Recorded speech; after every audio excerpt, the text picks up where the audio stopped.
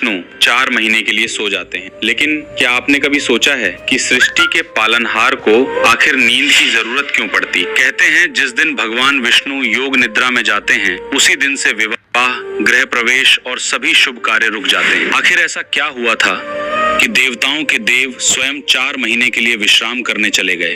ये कहानी है देवशयनी एकादशी की, जिसे हरिशयनी एकादशी भी कहा जाता है। पौराणिक मान्यताओं के अनुसार ये वो दिन है जब भगवान विष्णु क्षीर सागर में शेषनाग की शैया पर योग निद्रा में चले जाते हैं। कहा जाता है कि एक समय देवता और दानवों के बीच लगातार संघर्ष चल रहा था। तीनों लोकों में अशांति फैल गई थी। देवता बार बार भगवान विष्णु की शरण में पहुंचते और वे हर बार धर्म की रक्षा के लिए अवतार लेकर या स्वयं हस्तक्षेप करके संसार का संतुलन बनाए रखते। लंबे समय तक सृष्टि का भार संभालने और धर्म की रक्षा करने के बाद भगवान विष्णु ने विश्राम करने का निश्चय किया। आषाढ़ शुक्ल एकादशी के दिन वे क्षीर सागर पहुंचे और शेषनाग की शैया पर योग निद्रा में चले गए। लेकिन ये कोई साधारण नींद नहीं थी, इसे योग निद्रा कहा गया, जिसमें हैं और पूरी सृष्टि पर अपनी दृष्टि भी बनाए रखते हैं। कहा जाता है कि भगवान विष्णु के योग निद्रा में जाने के साथ ही चातुर्मास की शुरुआत होती है।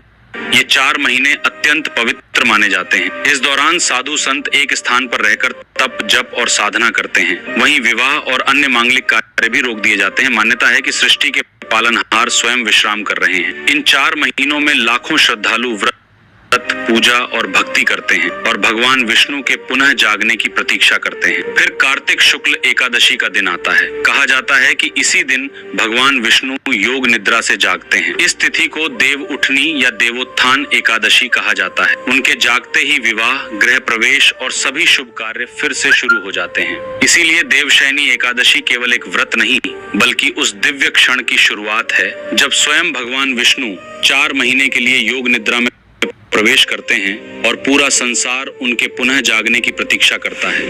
अगर आप भी भगवान विष्णु में आस्था रखते हैं तो कमेंट में जरूर लिखना, जय श्री हरि।